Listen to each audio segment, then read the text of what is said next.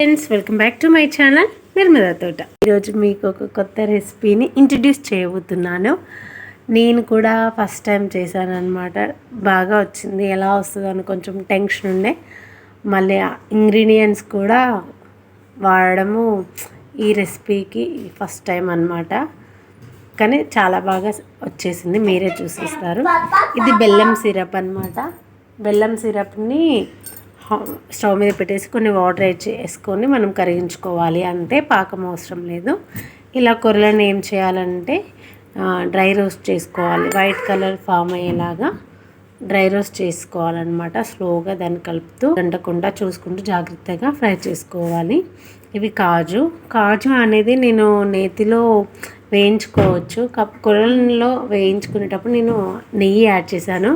కాకపోతే జీడిపప్పు ఏంటంటే నాకు బ్రౌన్ కలర్లో గోల్డ్ కలర్లో అట్లా ఫ్రై అయితే ఇష్టం ఉండదు అనమాట.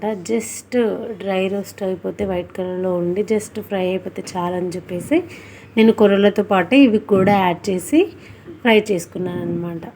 మనము ఈ కొర్రలని జాగ్రత్తగా ఫ్రై చేసుకోవాలి. బాయిల్ అయ్యేటప్పుడు కూడా మనం జాగ్రత్తగా కలుపుకోవాలి. నేను ఇప్పుడు బెల్లపు సిరప్ యాడ్ చేస్తున్నాను.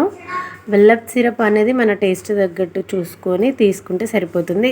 ఈ పర్టికులర్ క్వాంటిటీ అనే అవసరం లేదనమాట. మనం ఈ బెల్లం సిరప్ వేసుకున్న తర్వాత కూడా జాగ్రత్తగా కలుపుకోవాలి. ఇది ఉప్మా లాగా వెంటనే దగ్గరకు వచ్చేస్తుంది అనమాట.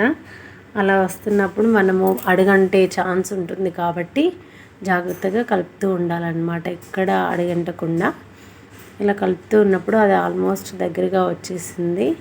దీంట్లో కొంచెము ఇది బాయిల్ అవ్వడానికి ఎక్కువ టైం పడుతుంది కాబట్టి మనకు రైస్ కంటే కొంచెం ఎక్కువ టైమే పడుతుంది చెప్పాలంటే.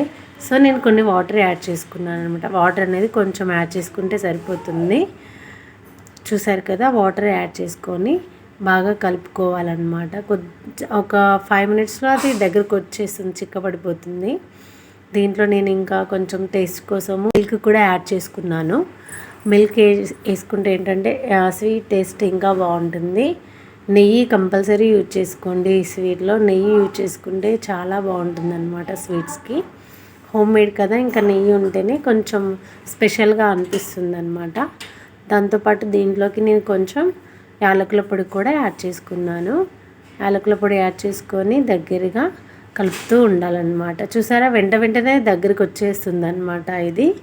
దీంట్లో ఇప్పుడు నేను కొంచెం నెయ్యి కూడా వేసుకున్నాను. అది కొంచెం కనిపించలేదన్నమాట. అది వైట్ కలర్లో ఉంది కదా నెయ్యి కూడా. దాంట్లో నేను ఇంట్లో చేసి నెయ్యి అనమాట. అది కూడా వైట్ కలర్లో ఉండేసరికి దాంట్లో మీకు కనిపించకపోవచ్చు. సో నెయ్యి వేసి నేను కలిపేసుకున్నాను అనమాట.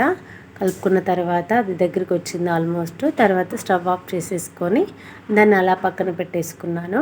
ఇప్పుడు ఒక ప్లేట్లో నెయ్యి రాసేసుకుంటున్నాను. నెయ్యి రాసుకొని పక్కన పెట్టుకున్న ప్లేట్లోకి కొర్ర స్వీట్ అనేది మనం ప్రిపేర్ చేసుకున్న స్వీట్ అనేది వేసేసి ఈవెన్గా స్ప్రెడ్ చేసుకోవాలన్నమాట. ఈవెన్గా స్ప్రెడ్ చేసుకొని కొంచెం చల్లారిన తర్వాత షేప్స్ కట్ చేసుకోవాలి. మనకు నచ్చిన షేప్స్ కట్ చేసుకోవాలి. నేను స్క్వేర్ షేప్స్ కట్ చేసుకున్నాను. చూసారు కదా ఎంత బాగా వచ్చిందో. నేను కూడా అనుకోలేదు ఎలా వస్తుందో అని టెన్షన్ ఉండే కొంచెం, కానీ బాగా వచ్చింది. మా పెద్దోడు టేస్ట్ చేయమంటే చేస్తాడు అనమాట. సో ఇదండి నేను చేసిన బర్ఫీ. మీకు నచ్చితే తప్పకుండా ట్రై చేయండి. Thank you so much.